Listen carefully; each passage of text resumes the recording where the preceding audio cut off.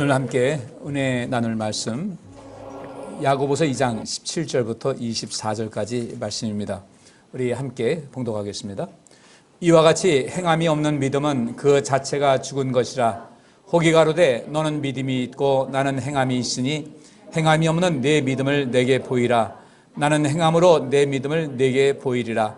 내가 하나님은 한 분이신 줄을 믿느냐? 잘하는도다. 귀신들도 믿고 떠느니라. 아, 허탄한 사람아, 행함이 없는 믿음이 헛것인 줄 알고자 하느냐? 우리 조상 아브라함이 그 아들 이삭을 제단에 드릴 때에 행함으로 의롭다 하심을 받은 것이 아니냐? 내가 보거니와 믿음이 그의 행함과 함께 일하고 행함으로 믿음이 온전케 되었느니라.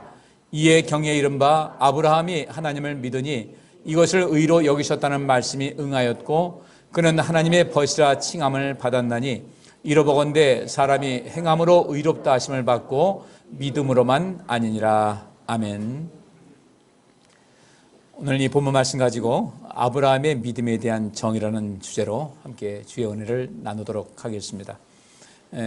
오늘 우리가 개역 성경 봤는데 현대어 성경을 보면 아주 좀 더 구체적으로 더 자세하게 이해하기 쉽게 이렇게 번역이 됐습니다. 그래서 오늘 본문 말씀을 현대어 성경의 그 번역본을 제가 읽어드리겠습니다. 잘 보고 잘 들으시기 바랍니다. 이것으로 알 수 있듯이 믿음을 가지는 것만으로는 충분하지 않습니다. 믿음을 선한 행실로 증명해 보이십시오. 증명해내지 못하는 믿음은 믿음이 아닙니다. 그런 믿음은 아무짝에도 소용없는 죽은 것입니다. 하나님께서 이르는 길은 믿음만 있으면 될 뿐 아무것도 더 필요하지 않다고 말하는 사람도 있지만 나는 선한 행동도 동시에 중요하다고 말하고 싶습니다. 선한 행동이 없이는 당신에게 믿음이 있는지 없는지를 증명할 수 없기 때문입니다. 내가 행동을 보여야만 사람들이 내게 믿음이 있다는 것을 알 수 있지 않겠습니까? 그저 믿기만 하면 된다고 주장하는 사람이 아직도 있습니까? 그런 당신도 하나님이 오직 한 분이라는 것을 알고 있기에 공포에 떨고 있음을 기억하십시오. 어리석은 자여, 하나님께서 바라시는 대로 실행하지 않으면 믿는다는 것이 아무 소용이 없다는 것을 언제쯤이나 깨달을 작정입니까? 실천하지 않는 신앙은 참다운 신앙이 아닙니다. 우리 조상 아브라함까지도 이삭을 잡아 제물로 바치라고 하나님께서 명령하셨을 때 기쁨으로 그 명령에 복종하지 않았습니까? 그래서 하나님 앞에 의롭다고 인정받은 것이 아닙니까?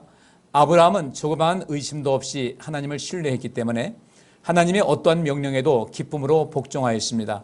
아브라함의 신앙은 그가 실제로 취한 행동과 선행으로 완전해진 것입니다. 이로써 아브라함이 하나님을 믿었으므로 주께서는 그가 하나님 보시기에 의로운 자라고 인정하셨다고 되어 있는 성경의 말씀이 이루어졌으며 또 아브라함은 하나님의 친구라고까지 불렸던 것입니다. 그러므로 여러분, 신앙뿐만이 아니라 신앙과 함께 반드시 행동이 따라야 한다는 것을 마음에 잘 새겨두어야 합니다. 아멘. 우리가 구원은 믿음으로 받는다라는 말을 합니다. 또 성경에 나와 있긴 하고요. 그런데 믿음으로 구원받는다는 그 말 자체를 그 한 구절만 봐서는 안 되고 성경 전체를 통해서 그것이 무엇을 의미하는지를 좀 살필 수가 있어요.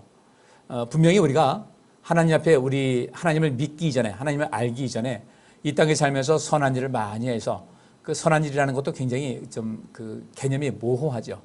성경에서 말하는 선하고 세상에서 말하는 선은 좀 다르기 때문에 선한 일을 많이 하면 된다. 착하게 살면은 된다. 그러면 구원받을 수 있다. 세상에도 그렇죠. 종교가 없는 사람들, 그 사람들은 착하게 살았으니까 좋은 데 갔을 거야. 근데 모두가 다 신앙이 있는 사람이든 없는 사람이든 자기가 그 무신론자라고 하는 사람들도 꼭 뭐라고 하냐면 좋은 데 갔을 거야 라고 그 은연중에 이야기를 합니다. 이것을 융이라는 심리학자는 그것을 인간의 집단 무의식이라고 이렇게 했어요. 우리 사람들의 무의식에는 분명히 내세가 있다는 것을 의식하지 못하지만 무의식 속에 간직하고 있다 이렇게 얘기하는 거죠. 그래서 이렇게 그 믿음으로서 구원받는다고 할 때 우리가 보통 뭐라고 하냐면 선을 행해서 착한 일에서 구원받을 수 있는 사람이 있냐? 없다는 거예요.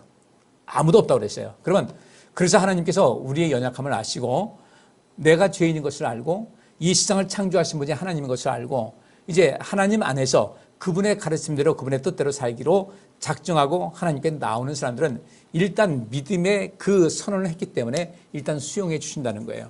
수용해 주신 다음에 그들에게 하나님께서 많이 교육을 시키고 훈련을 시키십니다. 그래서 믿음의 실체가 무엇인지 알게 되면서 알면서부터 서서히 믿음이 자라게 돼서 그것이 어떤 내가 믿음이 있다라고 할 때 그 믿음이 있노라는 것은 오늘 본문에 있는 말씀대로 이렇게 했잖아요. 믿음을 선한 행실로 증명해 보이십시오라고 했는데 이 선하다는 개념이 성경에선 이 선하다고 말할 때 두 가지가 있어요. 첫째로 선하다는 것은 일차적으로 좋아야 돼요. 하나님께서 보시기에도 좋아야 되고 사람들이 볼 때도 좋아야 되고 그리고 자기 자신도 좋아야 돼요.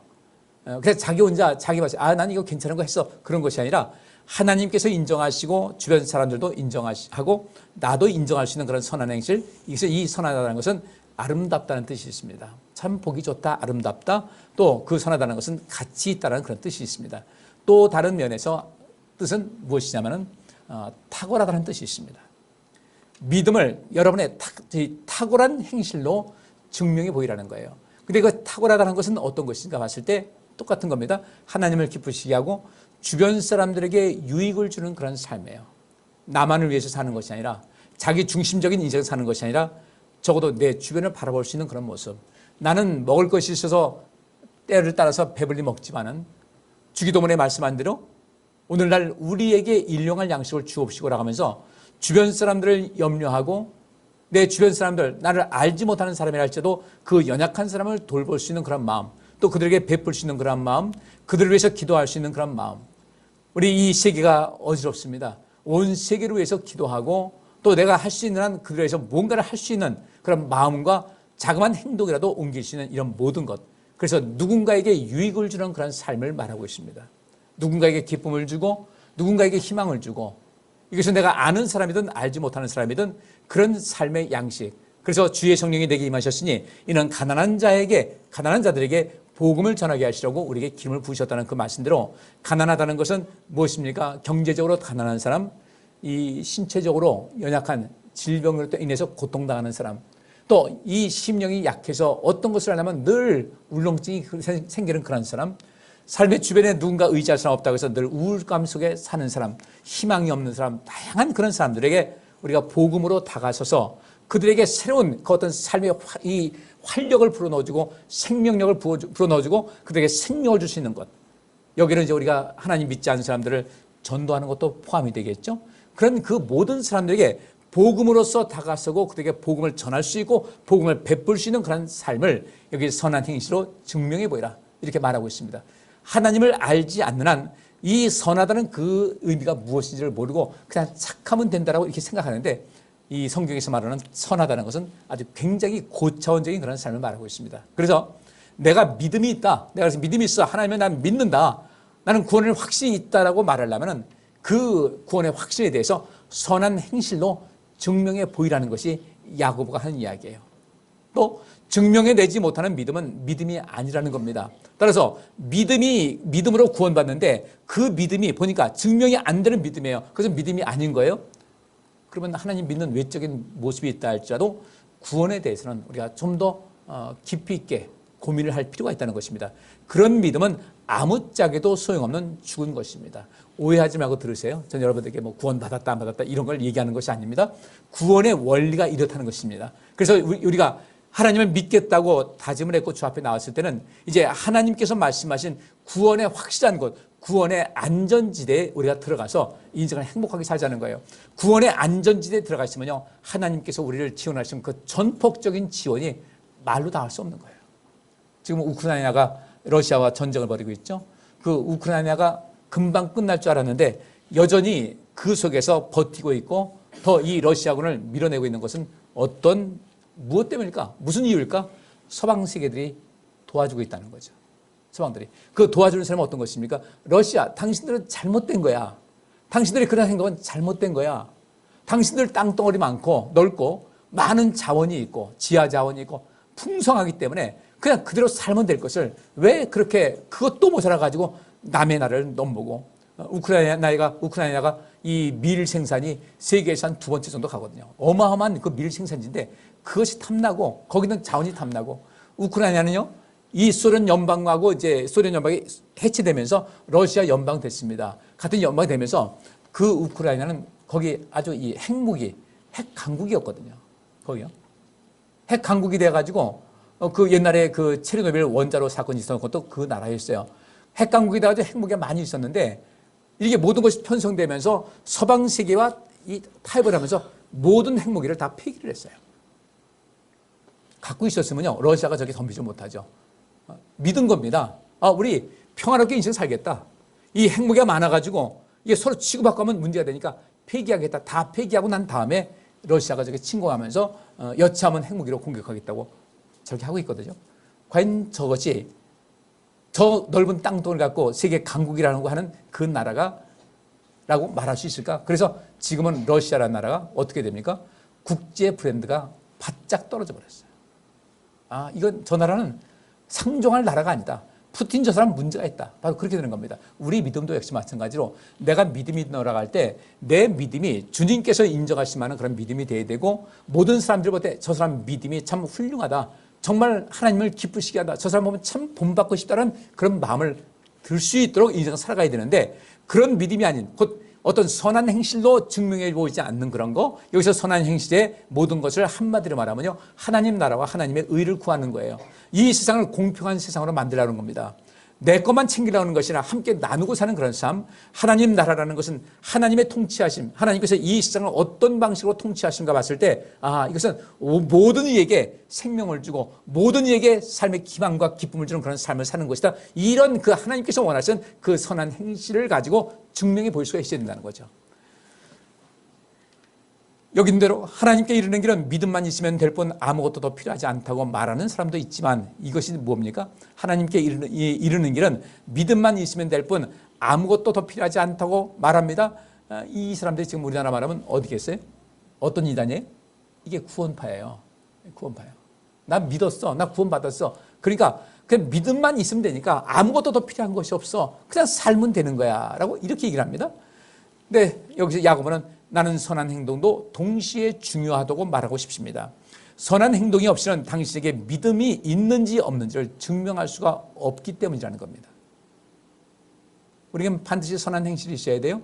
그 선하다는 것은 최고봉이 생명을 살리는 것입니다. 누구든지 생명을 살리는 것에 관심을 많이 가지셔야 돼요. 내가 행동을 보여야만 사람들이 내게 믿음이 있다는 것을 알 수 있지 않겠습니까?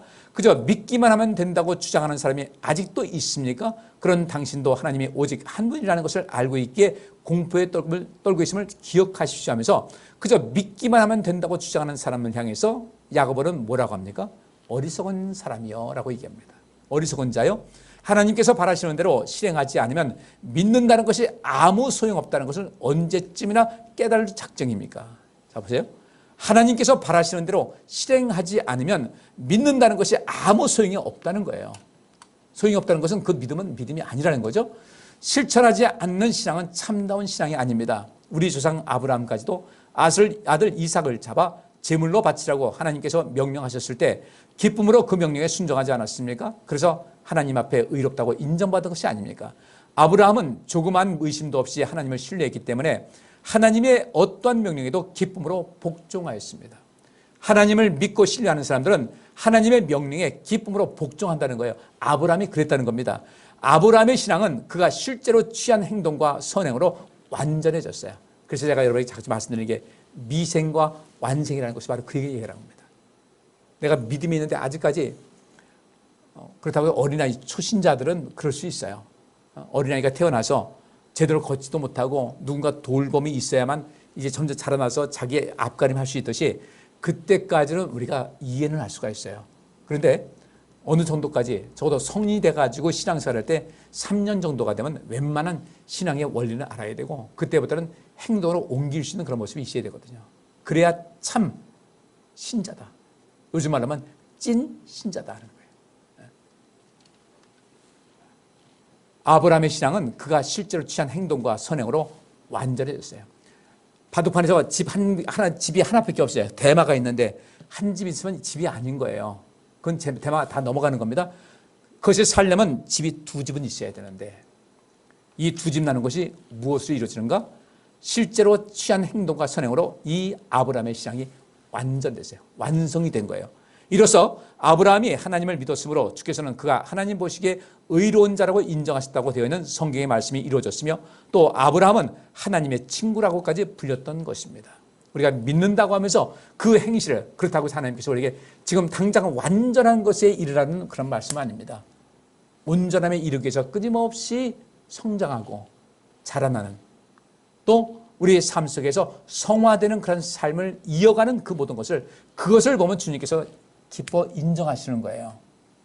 지금 당장 완전을 요구하지는 않습니다. 완전을 향해서 늘상 전진하는 그런 사람들. 우리 그렇잖아요. 어느 가수가 불렀어요. 우리는 늙어가는 것이 아니라 뭐 하는 것이다? 익어가는 것이다. 이 세상에서도 그렇게 얘기를 하는데 우리의 삶이 믿음 안에서 하나님을 향한 그 믿음이 점점 익어가는 삶을 살아갈 때 하나님께서는 그것을 됐다라고 하셔요. 아직 완전치 않더라도 어제보단 오늘이 낫고 오늘보다 내일 난 이런 삶을 살아가는 거. 그래서 주께서 말씀하시죠. 열심을 내라 회개하라는 거예요. 열심을 내라 회개하라. 열심 내지 않는 것이 죄라는 겁니다. 열심 내지 않는 것이 죄이기 때문에 회개하라고 하시는 거예요. 우리가 주님을 향한 열심은요. 점점 나아져야 됩니다. 어떤 사람이 기술을 가지고 있다. 그 기술이 1년, 2년, 3년 하게 되면요. 점점 기술이 완숙해지죠. 그죠? 어떤 때는 소가 뒷걸음치다가 쥐잡는 식으로요. 여기서 이 원인을 도대체 고장이 났는데 원인을 도무지 발견하지 못하는데 소 뒷걸음치다가 쥐잡듯이 어떻게 하나 딱 건드렸는데 그래서 고쳐질 때가 있어요. 전혀 생각지도 않은데 그런 데서도 우리가 하나 경험을 얻게 되는 거죠. 그죠? 이 세상 원리가 그렇지 않습니까? 우리는 그렇게 힘쓰셔야 돼요. 하나님과의 관계를 더욱더 친밀하게 하기 위해서 애쓰셔야 됩니다. 그렇지 않으면 하나님과의 관계는 멀어질 수밖에 없어요. 왜? 하나님은 우리 눈에 보이지 않거든요. 보이지 않기 때문에 우리가 조금 느슨하게 되면 이 하나님과의 관계가 굉장히 멀어질 수가 있습니다. 힘을 다하셔야 되는 거예요. 24절 그러므로 여러분은 신앙만이 아니라 신앙과 함께 반드시 행동에 따라야 한다는 것을 마음에 잘 새겨둬야 합니다. 저는 오늘 이 본문 말씀 가지고 아브라함이 그 하나님께로부터 부르심 받았어요. 부르심 받고 어느 때가 완숙함을 굉장히 완숙한 그런 단계에 이르게 됩니다. 이 단계까지 하나님께서는 제일 처음에 그를 부르실 때 약속하신 것이 있었어요. 약속하신 것이 있었는데 넌 이렇게 살아. 그러면 내가 너를 반드시 지켜줄 거야 라고 하나님께서 말씀하셨어요. 근데 아브라함이 어떻게 해서 그 모든 말씀을 지켰는지 모르겠어요. 물론 다 지킨 것은 아니에요. 엎벅지벅했습니다. 엎벅지벅했는데 보니까 하나님 말씀을 주었을 때 100%를 다 순종한 건 아닌데 적어도 51% 이상은 순종하는 삶으로 나갔다는 겁니다. 절반 이상은 넘어가서 그렇게 살고자 힘을 다했어요. 그랬더니 하나님께서 그에게 믿음이 더욱더 필요할 때는 계속해서 그를 지원하시면서 그에게 하나님을 통한 어떤 삶의 경험을 많이 하게 하셨어요. 믿음이 점점 자랐습니다. 하나님께서 우리에게 너 믿음 가져. 왜 못 믿는 거야? 라고 하시기 전에 우리를 하여금 믿음을 가질 수 있는 그런 모든 방향을 제시해 주셨어요. 주님께서 인도하신 대로 따라가게 되면요. 우리는 그 속에서 모든 것이 온전할 수가 있는데 하나님께서는 우리에게 어떤 지시를 하실 때 우리가 도저히 감당할 수 없는 어떤 것을 말씀하신 적이 없어요. 우리 성경에 그런 말씀이 있죠. 하나님께서는 감당할 시험 외에는 주신 적이 없다. 우리가 충분히 감당할 수 있는 그런 부분만큼을 하나님께서 우리에게 요구를 하십니다. 그 이상을 말씀하셨을 때 그가 믿지 않는다? 뭐라고 하셨어요? 그래, 난 이해해. 그 상태에서 그 믿지 못하는 건 당연한 거야. 어떤 것입니까? 아브라함이 99세 때, 사라가 89세 때 하나님께서 뭐라고 하셨어요? 내년 이맘때쯤은 너는 아들을 갖게 될 것이다. 그것도 누구를 통해서? 사라를 통해서 아들을 갖게 될 것이다. 아브라함과 사라는 속으로 그런 겁니다. 만만의 콩떡입니다. 있을 수 있는 일이야. 아니, 좀 될 말씀 하셔야죠. 차마 말을 못하고 피 웃었어요. 근데 하나님께서 웃지 말아라. 근데 너 왜 웃어? 화내신 것이 아니라 왜 웃니? 아직 내가 누군지 잘 모르겠지. 왜 웃니? 깜짝 놀라서 안 웃었는데 웃었잖아. 근데 괜찮아. 웃을 수 있어. 아브라함이 웃었을 때 그래 웃을 수 있어. 누군들 안 웃겠냐? 사라도 웃을 때 웃는다고 책망하지 않으셨어. 그래 웃을 수 있어. 당연히 너희 나이에 이 상식적으로 봤을 때 그 속에서 아들을 낳는다. 자식을 얻는다. 불가능한 거 다 알아. 이 세상 원리가 그러니까. 그런데 나는 너의 너에게 아들을 줌을 통해서 내 믿음을 부쩍 키워줄 거야 라고 하나님께서 생각하신 거예요. 그리고 그 약속대로 99세 때에 하나님께서 그 아브라함에게 나타나셔서 내게 아들이 있을 것이다 했고, 천사를 통해서 확인을 했고, 그 다음에 진짜 아들을 얻었어요. 그 아브라함이 아직은 믿지 못할 어떤 것, 도저히 믿어지지 않는 그런 것에 대해서는 하나님께서는 뭐라고 나무라지 않으시고 그저 그에게 증거를 보여주시면서 그의 믿음을 쭉 자라게 하셨어요. 아브라함은 굉장히 많은 체험을 했습니다. 성경에는 간단하게 나와 있지만 오늘 제가 창세기 12장부터 20장까지 쭉 이어가면서 말씀을 드릴 거예요. 중간중간 그냥 큰 주제만 가지고 말씀드릴 겁니다. 하나님께서 이 아브라함을 그렇게 도와주셨는데, 믿음을 자랄 수 있도록 뒤에서 후원하시고 도와주셨는데, 여기서 딱 한 가지 아브라함이 잘한 것이 있었어요. 하나님 말씀을 순종했다는 겁니다. 또 순종을 안 할 때가 있었어요. 순종하기 이전에 하나님께서 미리 약속을 해주셨어요. 약속해 주시고 약속해 주시면서 그 다음에 또 먼저 어떤 일을 보여주셨어요. 경험하게 하신 거죠. 그러면서 아브라함의 믿음이 조금씩 자라게 된 거예요. 하나님을 더 깊이 알게 된 것이죠. 그러면서 나중에 최고봉이 무엇인가? 하나님께서는 아브라함에게 내 아들 이삭을 제물로 바치라. 이건 다음 주에 제가 설교할 겁니다. 우리 그거 볼 때 아유 세상에 어떻게 그런 일이 있을 수가 있지? 어떻게 아들을 바치라고요? 나 같으면 못해. 그랬는데 아브라함이 하나님께로부터 부르심 받아가지고 25년을 지냈습니다. 25년 만에 아들을 얻었어요. 이 땅을 너에게 주겠다. 내 후손에게 줄 것이다 하신 그 약속을 25년 만에 아들을, 이 이삭을 낳게 해서 성취하셨는데 25년 동안 하나님께서는 아브라함의 믿음을 키우기 위해서 그렇게 애쓰신 거예요. 이런 사건 저런 사건 통해서 그 많은 사건 속에서 해주시고, 이삭이 태어난 이후에도 하나님께서 많은 사건을 통해서 그들의 믿음을, 이 아브라함과 사라의 믿음을 계속해서 키워주셨어요. 그러다 보니까 그렇게 체험해서 100세에 얻은 아들, 기적으로 얻은 그 아들인데, 하나님께서 그에게 내 아들 이삭을 바치라고 했을 때 아브라함은 의심할 만한 어떠한 이유도 없었다는 거예요. 하나님께서 또 다른 역사를 이루실 거야. 그래서 히브리서에 보면 뭐라고 합니까? 하나님께서 혹시라도 내 아들 이삭을 제물로 바쳐서 죽는다 할지라도 하나님께서는 이 아들을 살리실 수 있다라고 생각한 거예요. 그것이 아브라함의 믿음이었고, 그렇게 아브라함의 믿음을 키워주신 분이 누구였는가 봤더니 하나님이시라는 거죠. 우리는 어떤 마음을 가져야 될 것인가? 이제부터 내가 할 수 있는 그 범위 안에서 이제 하나씩 둘씩 실천하면서 순종하면서 살자는 것이죠. 그 실천하면서 순종하는 것은 어떤 것인가? 죄로부터 서서히 멀어지는 삶의 모습이에요. 하나님 말씀에 순종한다? 죄로부터 점점 멀어지는 생활이에요. 근데 순종하지 않는다? 죄하고 너무나 밀접한 삶을 살아가는 거예요. 우리 이 죄의 문제를, 여기서 하나님께서 아브라함에게 말씀하신 모든 것을 볼 때 분명히 죄와 관계가 있어요. 그 죄에서 멀어지고, 그 죄에서 멀어지는 그 순간마다 하나님께서는 더 강력하게 그에게 힘을 실어주시고 복을 주셨고 역사를 이루셨어요. 이 말씀을 좀 보시겠습니다. 근데 제일 중요한 것이 창세기 12장 1절부터 5절, 처음 하나님께서 아브라함에게 나타나셔서 말씀하셨고, 말씀하신 대로 이 모든 것을 실천했을 때 어떤 역사가 있었거든요. 이것이 아브라함의 인생의 전부에 대해서 하나님께서 말씀하신 겁니다. 너 내 말에 무조건 순종해. 그런데 이 성경 말씀하니까 아브라함이 어떻게 해서 하나님을 만났는지, 하나님께서는 아브라함을 어떻게 대하셨는지를 알 수가 없어요. 그런데 어쨌든 이 아브라함은 처음에 하나님 만났을 때 굉장한 두려움이 있었던 것 같아요. 이분의 말씀을 듣지 않으면 뭔가 문제가 있을 것 같다는 어떤 두려움도 있었을 것이고, 또 거기다 기대감도 또 포함이 되는 거죠. 왜냐하면 그저 나타나가지고 협박하듯이 한 것이 아니라 이분께서 말씀하시는데 모든 내용이 어때요? 다 복된 내용이에요. 이런 모든 것을 약속하신 그분이 너무 커 보였다는 거죠. 이 두려움이라는 것은 어떤 두려움인가? 그분을 존경할 수 있는 그런 모든 것, 이분의 말씀을 들으면 내 모든 것이 될 것 같다는 그런 너무나 엄청나고 완전한 분이어서 거기 느끼는, 왜 그렇잖아요. 그대 앞에만 서면 나는 왜 작아지는지. 예? 우리 그 노래가 누굽니까? 어떤 가수가 불렀어요. 그대 앞에만 서면 나는 왜 작아지는가? 아브라함이 어떤 그런 마음을 가졌던 것 같습니다. 하나님께서 아브라함을 부르시면서 너는 너의 본토 친척 아비 집을 떠나 내가 네게 지시할 땅으로 가라. 내가 너로 큰 민족을 이루고 네게 복을 주어 내 이름을 창대케 하리니 너는 복의 근원이 될지라 그랬어요. 가라는 겁니다.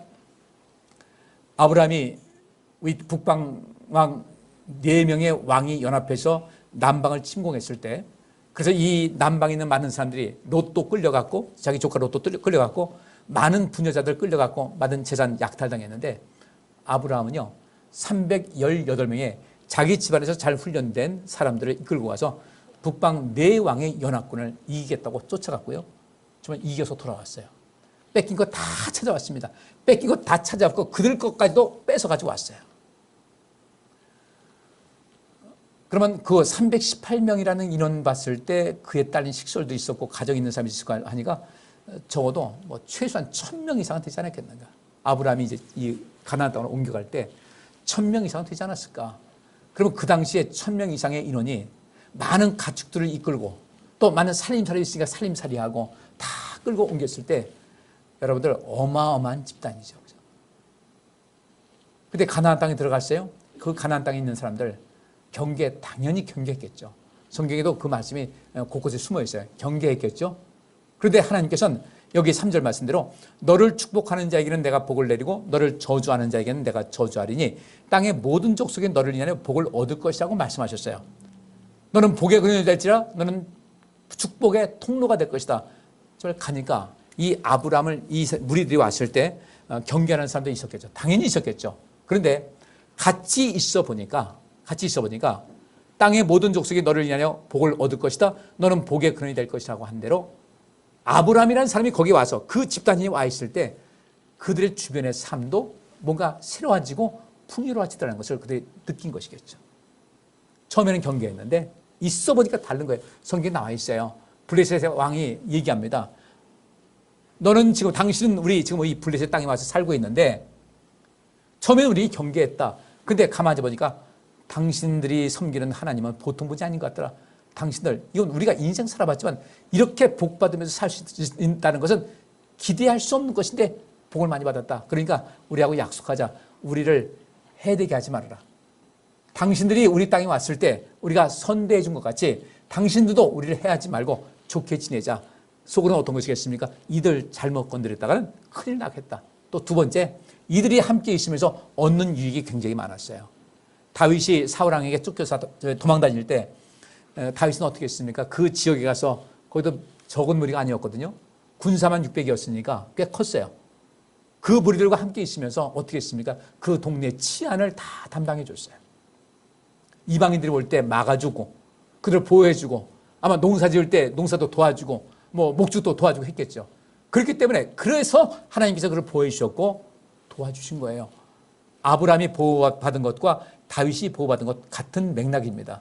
그들이 하나님께 복받은 사람이 되니까 그들이 가는 곳마다 주변 사람들이 다 잘 된 거예요. 저는 우리 성도님들이 그렇게 인생을 사시기를 주의 이름으로 축복합니다. 여러분들 때문에 많은 사람들이 유익을 얻을 수 있어야 돼요. 당신이라는 사람이 우리와 함께 있어 너무 감사합니다. 어느 곳에 가나 여러분들은 환영받는 사람이 되셔야 되고요. 그들에게 유익 주는 삶을 살아갈 수 있어야 돼요. 이것이 성경에서 말하고 있는 선한 행위인 거예요. 특별히 우리 하나님 믿는 백성들은 더더욱이 그래야 돼요. 내 백성만 채우지 말고 누군가에게 유익을 주는 그런 삶, 누군가에게 도움을 주고 나는 어디 가든지 이 사람들이 필요로 하는 그런 사람이 되어야 되겠다는 것이죠. 하나님께서도 우리를 필요로 하시는데 그렇지 않아요? 그렇게 인정받고 사시자는 거예요. 이렇게 하니까 너를 축복하는 자에게는 내가 복을 내리고 너를 저주하는 자에게는 내가 저주하리니 땅의 모든 족속이 너를 인하여 복을 얻을 것이라고 한 이 말씀대로 하나님께서는 아브라함이 가는 곳마다 주변이 다 잘 되게 하니까 주변 사람들이 어떻게 된 겁니까? 야, 괜찮네. 주변에 그렇게 이미지를 줘가지고 살필 수 있는 거 매우 중요하다고 봅니다. 그래서 아브라함이 여호와의 말씀을 쫓아갔고 롯도 그와 함께 갔으며 아브라함이 하란을 떠날 때 그 나이 75세였는데 아브라함이 그 아내 사레와 조카 롯과 하란에서 먼 모든 소유와 얻은 사람들을 이끌고 가나안 땅으로 가려고 떠나서 마침내 가나안 땅에 들어갔어요. 그 다음에 어떤 일이 있었는가? 자, 하나님께서 아브라함을 지켜주겠다고 말씀하셨잖아요. 어느 때인가 돼가지고 그 가나안 땅에 기근이 들었어요. 흉년 들어가지고 이제 애굽 곡창지대가 있는 그 애굽으로 내려갔습니다. 근데 이 사례가 얼마나 아름다웠는지 몰라요. 굉장히 아름다웠어요. 근데 이때 그 가나안 땅 내려간 지가 75세였으니까 그 다음에 모르겠어요. 한 75세 넘었겠죠. 근데 그 나이에 이 사례는 65세 됐겠죠. 그 나이에 얼마나 아름다웠을까. 근데 여기 있는 사람들이 다 반했어요. 바로의 대신들도 그를 보고 바로 앞에 칭찬함으로 그 여인을 바로의 궁으로 취하여 드린지라. 근데 왜 그랬나? 이 아브라함이 자기 아내로 인해서 자기를 사람들이 죽일까 봐 내 누이라고 그랬어요. 그 사례를 데리고 가고 이제 왕이 이제 데리고 살라고 했겠죠. 데리고 갔는데 바로가 그를 인하여 아브라함을 후대했어요. 그래서 아브라함이 바로로부터 양과 소와 노비와 암순아기와 약대를 얻었어요. 많은 것을 얻었어요. 선물로 지참금으로 받은 거예요. 그런데 그때 여호와께서 아브라함의 아내 사레의 영구로 바로와 그 집에 큰 재앙을 내리셨다. 이 바로와 그 집이라고 하는데 이 바로의 집입니다. 또 바로는 무엇입니까? 바로와 그 나라에 엄청난 재앙을 내린 거예요. 그냥 아닌 밤이 홍두깨같이 된 거죠. 이게 뭔 일인가? 근데 분명히 주의 천사가 그에게 바로에게 이야기를 했겠죠. 넌 지금 큰 일을 저질렀다. 그건 다 생략되어 있어요. 바로가 아브라함을 불러서 이르되 내가 어찌하여 나를 이렇게 대접하였느냐? 내가 어찌하여 그를 내 아내라고 내게 고하지 아니하였느냐? 내가 어찌 그를 누이라 하여 나로 그를 취하여 아내를 삼게 했느냐? 여기 내 아내 있으니까 빨리 데려가라고 한 거예요. 너무 놀란 거예요. 너무 놀란 거예요. 아주 극심한, 쉽게 말하면 아주 패닉 상태에 빠진 거예요. 공황 상태에 빠져가지고 가라고. 바로가 사람들에게 그 일을 명하며 그들이 그 아내와 그 모든 소유를 보내었더라. 엄청난 두려움이 그 속에 있었는데 그러면 미리 아브라함에게 양과 소와 노비와 암순아기와 약대를 줬는데 다시 돌려받았겠어요? 그냥 같이 갖고 가라고 했겠어요? 상식적으로 같이 보냈겠죠. 이렇게 하나님께서 도와주셨어요. 이때 그 아브라함이 놀랐겠죠. 야, 우리 하나님 정말 대단하신 분이다. 근데 아브라함이 나중에 블레셋 땅에 가지고 이런 똑같은 실수를 또 했어요. 그래도 주님께서는 그때는 말씀하지 않으시고 거기서 그를 또 다시 지켜주셨어요. 그런 분이 우리 하나님이시거든요. 왜? 아직 연약하기 때문에. 연약한 자를 지금 빨리 이 자리에 올라가라고 지금 왜 그것밖에 못하냐고 하는 것이 아니라 하나님께서는 계속해서 후원을 하시는데 후원하실 때 어느 정도 그래도 변화하는 모습을 보이기만 하면요. 하나님께서는 가능성을 두고 계속해서 도와주셨어요. 이거는 우리에게 필요한 것이 무엇인가? 우리도 하나님 앞에 응답하자는 거예요. 응답해서 내 믿음이 자라는 것을 조금이라도 보여드리자는 겁니다. 여기 가만히 있지 말고 우리 하나님께로부터 많은 은혜 받았잖아요. 우리 많은 은혜 받았어요. 난 이 아브라함과 같은 은혜 못 받았습니다. 다 받았어요. 다 받았는데 문제는 우리가 주님께 리액션, 반응이 없었다는 거예요. 어느 날인가 반응이 딱 멈췄어요. 심각한 거예요. 반응이 멈추는 순간 우리의 삶은 위태로워집니다. 반응이 멈추는 순간 우리 삶의 복도 거기서 차단이 돼요. 우리 복 받고 사셔야 돼요. 복 많이 받고 사셔야 돼요. 우리 한 평생 얼마 산다고 복 많이 받고 누리고 살고 그것을 내가 축복의 통로가 돼서 많은 것을 베풀고 살아서 다른 사람들에게 박수도 받고요.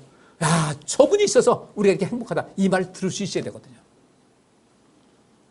또 다음 이런 것이 있습니다. 창세기 13장. 아브라함의 일행 롯도 양과 소와 장막이 있으므로 그 땅이 그들의 동거함을 용납지 못하였으니 곧 그들의 소유가 많아서 동거할 수 없었습니다. 그러므로 아브라함의 가축의 목자와 롯의 가축의 목자가 서로 다투고 또 가나안 사람과 브리스 사람도 그 땅에 거하였는지라. 이 7절 말씀에 굉장히 의미가 있습니다. 아브라함도 일단 왔습니다. 거기서도 계속해서 번창했어요. 그러니까 이 아브라함과 이 롯의 소유가 각각 많아지다 보니까 그 땅이 그들의 동거함을 용납지 않았다는 것은 목축지는 제한되어 있는데 가축이 너무 많아요. 그러다 보니까 이 아브라함의 그 목자들과 저 롯의 목자들이 서로 다툼이 시작되는 겁니다. 영역을 가지고 싸우는 거예요. 근데 문제는 둘이서만 싸운 것이 아니에요. 거기에 가나안 사람과 브리스 사람도 그 땅에 거했다고 했으니까 이제는 어떻게 됩니까? 이 아브라함과 롯은 굴러온 돌이에요? 박힌 돌이에요? 굴러온 돌이죠. 이 브리스 사람과 가나안 사람은요? 박힌 돌이죠. 이 박힌 돌이 굴러온 돌이 점점 번창하고 가니까 이 박힌 돌이 긴장을 하죠. 긴장을 하고 여기서 이제 긴장과 더불어 어떻게 하겠습니까? 공격적인 자세를 취하게 되겠죠. 아브라함이 딱 눈치를 챈 겁니다. 역시 안 되겠다. 누구 한 사람은 떠나야 되겠다 여기서. 그래야 이 갈등이 멈추겠다. 이게 문제가 심각해지지 않겠다 해서 아브라함이 우리 서로 헤어져서 따로따로 우리 삶의 영역을 차지하자. 그러면서 이제 뭐라고 합니까? 내가 이 롯에게 얘기하는 겁니다. 우리가 한 골육이라 나나 너나 내 목자나 네 목자나 서로 다투게 말고 내 앞에 온 땅이 있지 않냐? 나를 떠나라. 내가 좌하면 나는 우하고 또 내가 우하면 나는 좌할 것이다. 먼저 선택권을 준 거예요. 그렇다면 이 속에서 이미 가나안 사람과 브리스 사람도 그 땅에 거하면서 굉장히 견제하고 위협의 대상이 됐었는데 하나님께서는 이 가운데서도 아브라함에게 계속해서 복을 주셨다는 겁니다. 그것을 체험하게 하신 거예요. 우리 그 체험 하셔야 돼요. 이게 아브라함의 이야기가 아니라 우리 모두의 이야기가 돼야 돼요. 그렇죠. 우리 세상 살면서 보면 만만치 않은 것이 우리 세상이에요. 그런데 우리 하나님 의지하고 그분께서 말씀하신 것을 지키고 순종하고 살면요, 하나님께서는 반드시 우리가 복 주신 것을 알고 여러분들이 믿음 생활 속에서 더 열심을 내시고 하나님을 가까이 하시기를 주의 이름으로 축복합니다. 이거 뒤로 미루지 마세요. 이제부터 하셔야 돼요. 누구를 위해서? 모든 혜택은 내가 갖는 거예요. 좀 더 큰 영광을 해서 좀 우리 절제도 하셔야 되고요, 열심도 하셔야 돼요. 이 선에서 멈추지 말고 나는 더 많은 복을 받아야 된다. 왜? 그래야 누군가에게 줄 수 있으니까. 하나님 내게 복 주세요 라고 하는 것은 구하는 겁니다. 근데 여기다가 구하는 건데 여기다가 하나님 많은 사람들에게 줄 수 있는 축복의 통로가 되고 싶습니다. 제게 복 주세요면요, 그것은 구하는 것과 더불어 또 뭐가 되는 거예요? 기도가 되는 거예요. 기도하고 구하는 것은 받은 줄로 믿으라고 했으니까 거기서는 기도 겸 구하는 것이 돼서 그런 사람들에게 복을 내려주시는데 아브라함이 그렇게 살았어요. 하나님께서 이렇게 보호해 주시는 겁니다. 순종했더니 하나님께서 지켜주시고 도와주시더라. 자, 창세기 14장 보면요, 아까 말씀드린 대로 북방의 네 왕이 쳐들어왔어요. 남방의 소돔까지 갔습니다. 그래서 다 잡아갔어요. 아브라함이 그 조카에 사로잡혔음을 듣고 집에서 길리고 연습한 자 318인을 거느리고 단까지 쫓아가서 그 가신을 나누어 밤을 타서 그들을 쳐서 파하고 다메섹 좌편 호박까지 쫓아가서 모든 빼앗겼던 재물과 자기 조카 롯과 그 재물과 또 부녀와 인민을 다 찾아왔더라. 여러분들 318명의 암만 군인으로서 훈련됐다 할지라도 정규군과 같겠습니까? 쫓아간 거예요. 네 왕의 연합군을 향해서. 어떻게 해서 이런 용기가 났을까? 저는 지금 말씀대로 목축을 하는데 다른 여타 민족이 있었음에도 불구하고 그들이 아브라함과 롯의 그 영역을 함부로 침입하지 못했어요. 하나님께서 나를 돕고 계신다는 것이죠. 아브라함은 확실하게 믿었던 겁니다. 따라서 이 모든 속에서 북방왕이 이건 잘못했다는 거예요. 이건 아니다. 전쟁을 할 수 있지만 이건 도를 넘었다. 그래가지고 그 의로운 마음을 가지고 쫓아간 것이거든요. 의롭게 하니까 하나님께서 도와주시는 거예요. 전쟁에서 이길 수 있는 전쟁이 아니에요. 그래서 나중에 멜기세덱이 와서 이렇게 그에게 얘기합니다. 너희 대적을 내 손에 붙이신 지극히 높으신 하나님을 찬송할지로다 합니다. 이 전쟁에서 너에게 이김을 주신 분은 하나님이시다. 너의 힘이 아니라는 거죠. 아브라함도 알겠죠. 어떻게 내가 이 318명 가지고 저들을 이길 수 있을 것인가? 하나님께서 도우셨다는 것을 알았어요. 어떻게 알았을까? 크고 작은 많은 경험이 하나님께서 함께 하신다는 것을 체험할 수 있게끔 만들어주셨다는 거예요. 우리 그 체험 하셔야 되는 거예요. 그리고 하나님께서는 여러분에게 그런 기회를 그동안 더 많이 주셨어요. 근데 우리가 그 은혜를 받고 나서도 또 잊어버린 거예요. 또 받고 잊어버렸는데 이 아브라함은 그렇지 않았어요. 일단 어떤 하나님께서 이 아브라함이 아직 믿음이 부족할 때는요, 먼저 도우셨어요. 먼저 기적을 베푸셨고 도우심의 속을 베푸셨고 하다 보니까 이거 내 힘 가지고는 도저히 안 되는데 어떻게 내가 이길 수 있었지? 나중에 보니까 하나님께서 하신 것을 알게 된 거죠. 하나님께서 함께 하신 것을 알게 되니까 어떻게 됩니까? 우리 조카들 어렸을 때 초등학교에 있는데 누군가에게 괴로움 당했어요. 근데 삼촌이 왔어요. 같이 갔는데 자기를 괴롭히는 아이가 있으면 그 아이들이 그 자기 괴롭히는 아이한테 어떻게 합니까? 야, 이 까불고 있어. 우리 삼촌이야. 까불 우리 삼촌이 혼나. 그래서 상대방의 애들이요, 바짝 얼어요. 똑같은 거예요. 주변 사람들이 아브라함을 함부로 대할 수 없을 만큼 하나님께서 도와주셨는데 여러분들이 그 체험 있었거든요. 다시 상기시키시고 이제 여러분께서 하나님 말씀에 순종하시기를 주의 이름으로 축복합니다. 순종하면요, 전 여러분들에게 백이면 백 순종하라고 말씀 안 드려요. 그렇게 할 수도 없는 존재들이에요. 그런데 순종하려고 하는 어떤 중심을 주 앞에 보이게 되면요, 하나님께서는 여러분들을 반드시 복 주시고 더 크게 믿음을 얻기 위해서, 큰 믿음을 얻기 위해서 역사를 해 주십니다. 중요한 것은 내가 하나님 믿는다고 했으면 믿는 만큼 하나님께 반응을 하라는 거예요. 내가 하나님 사랑합니다. 기도하셔야죠. 하나님 사랑하면서 대화가 단절됐어요. 대화가 단절된 그 가정은요, 사랑이 많이 식은 거예요. 그죠? 자주 얼굴 대하는 거 싫으면요, 사랑이 식은 거예요. 예배 드리는 게 별로 관심이 없다. 하나님과의 사랑이 식은 거예요. 심각한 경고음이 들린 건데 경고음을 내가 느끼지 못해요. 그러면 우리 인생이 내리막길 갑니다. 과거에 내가 잘 섬겼다고 해도 지금 여기서가 중요한 거거든요. 열심히 내시기를 주의 이름으로 축복합니다. 요즘 그래도 우리 교회가 좀 회복이 되고 있어요. 그래서 이제는 듬성듬성했는데 좀 이제 좀 꽉 차는, 좀 차는 듯한 느낌이 있거든요. 지금 1층에도 3층에도 예배 드리고 있으니까 달라지고 있어요. 여기서 우리 성도님들 이제 본래의 모습을 회복을 하셔야 돼요. 창세기 15장, 아브라함이 여호와를 믿으니 여호와께서 그의 의로 여기셨다. 그럼 여기서 아브라함이 여호와를 믿었다는 것은 단순하게 입으로만 믿었다는 것입니까? 순종한 것입니까? 믿는다 하면서 순종이 뒤따랐던 거예요. 지금 여러분에게 제가 말씀드리지 않습니까? 사람의 말도 듣지 마시고 정말 여러분 삶 속에 굉장히 중요한 부분이니까 순종하세요. 이제 하나님께 시간도 드리시고요. 우리가 하나님을 사랑한다는 그런 모든 것을 봤을 때 예배가 굉장히 중요합니다. 기도 생활하시고요. 하나님께서 내가 뭐라고 말씀하시는가 말씀도 보시고요. 하나님과의 만남 속에서 아브라함이 누렸던 그 하나님과의 그 즐거움과 기쁨과 그 재미가 충만할 수 있기를 주의 이름으로 축복합니다. 아멘 다 하나죠. 다른 거 즐거운 것이 얼마나 많은데 자꾸 그러지 말아요. 짜증나요. 이러면 큰일 나는 거예요. 아브라함이 다른 거, 아브라함이 믿음의 조상이라는 것은요, 그 믿음의 조상이라는 것은 다른 것이 아니에요. 아브라함은 하나님 말씀에 순종하려고 굉장히 힘을 다했다. 그것이 아브라함의 믿음이에요. 하나님께 순종하기를 힘썼기 때문에 그 아브라함의 믿음이 인정이 된 거예요. 이렇게 말씀하십니다. 나는 이 땅을 내게 주어 업을 삼게 하려고 너를 갈대아 우리에서 이끌어내는 여호와로라고 하면서 한참 지난 다음에 당신의 모습을 드러내는 겁니다. 아직은 아브라함이 하나님에 대한 그 실체가 확실치 않은데 서서히 하나님께서 당신을 알려주시는 거예요. 그러면 그때 그 일이 내가 한 게 아니었구나. 그때 이분께서 바로 그걸 하셨구나. 여호와를 알게 되는 거죠. 그러면서 이 아브라함이 뭐라고 합니까? 근데 여호와여, 여호와께서 정말 나에게 그렇게 하신 것이 어떻게 알겠습니까?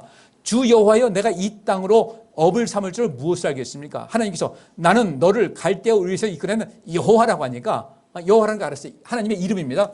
여호와여, 내가 이 땅으로 업을 삼을 줄 무엇을 알겠습니까? 그랬더니 하나님께서 넌 3년 된 암소와 3년 된 암염소와 3년 된 수양과 산비둘기와 집비둘기 새끼를 취해서 그것을 중간을 쪼개고 그것을 마주 내놔라. 마주 보게 해라. 나중에 아브라함이 그것을 솔개가 자꾸 내려오니까 쫓다가 잠들었어요. 하나님께서 그 사이를 지나가셨어요. 고대, 그 당시에 고대 문화에서 언약 계약 당사자가 계약을 할 때 쓰는, 쉽게 말하면 계약서를 쓰는 방식이 바로 그런 것이었는데 하나님께서 아브라함에게 약속을 주신 거예요. 왜? 하나님께서는 아브라함이 믿을만 하신 거예요. 믿을만하다. 하나님 신뢰하셨어요. 왜? 아브라함이 행동으로 하나님을 향해서 나는 하나님 믿습니다라는 것을 행동으로 보여줬기 때문에 그래요. 자, 창세기 17장에 보면 이때 또 이렇게 말씀하십니다. 아브라함의 99세 때 여호와께서 아브라함에게 나타나서 그에게 이르시되 나는 전능한 하나님이라 너는 내 앞에 행하여 완전하라 하면서 또 한 가지, 하나님, 나는 전능한 하나님이라고 말씀하시면서 너는 내 앞에서 행하여 완전하라. 뭡니까? 나의 말에 순종하고 실천함을 통해서 그 완전한 모습을 갖추라는 것이었어요.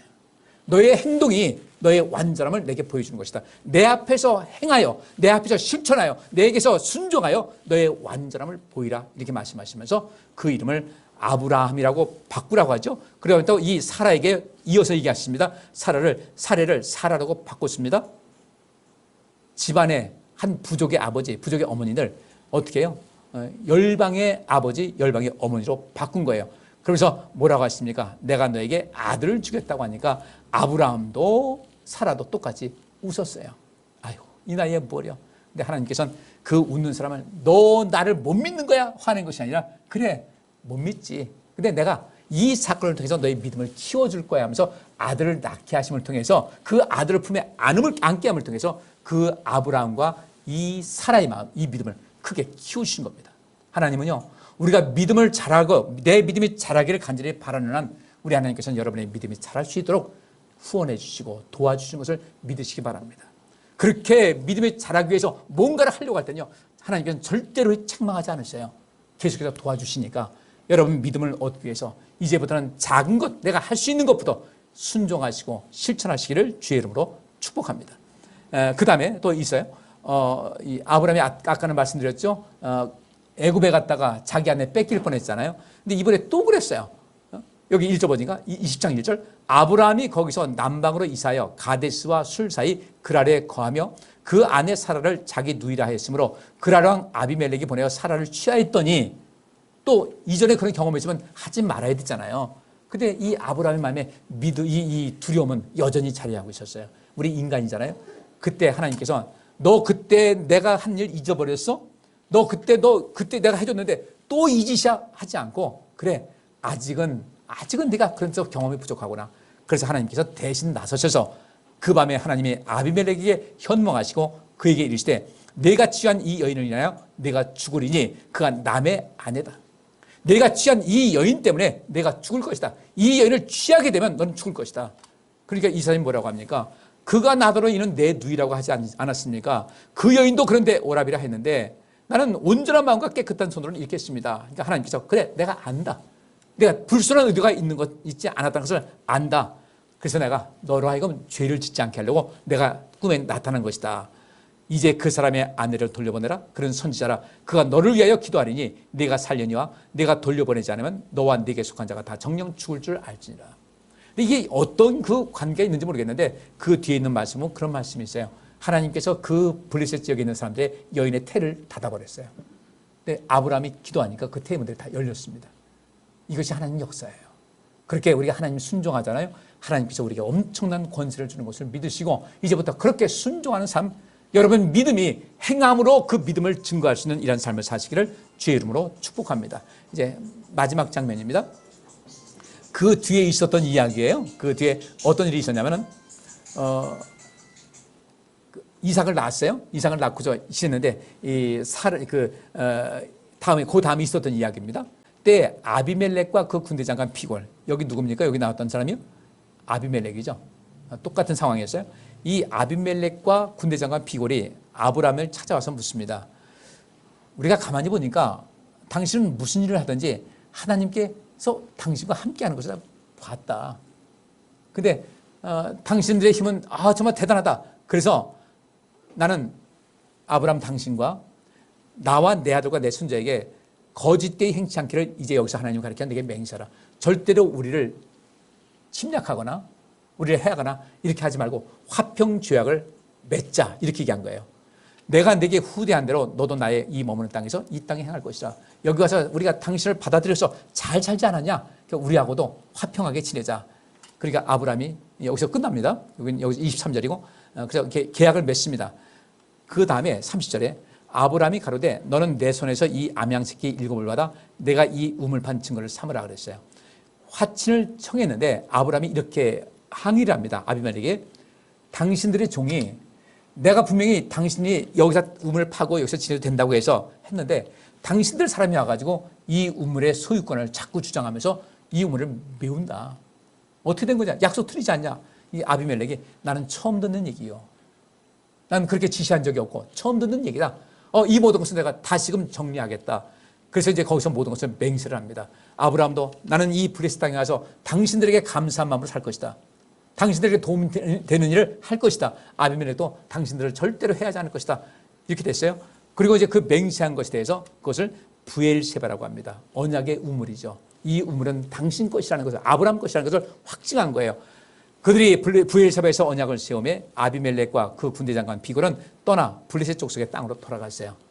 이제 믿고 이제 돌아간 거죠. 아브라함은 부엘세바에 에셀나무를 심고 거기서 영생하시는 하나님 여호와의 이름을 불렀으며 그가 블레셋 족속의 땅에서 여러 날을 지내었더라. 여기 여러 날 며칠이 아니라 꽤 오랜 세월을 지내게 됐어요. 블레셋 사람들이 아브라함을 함부로 하지 못했어요. 왜? 하나님께서 그를 지켜주셨기 때문에.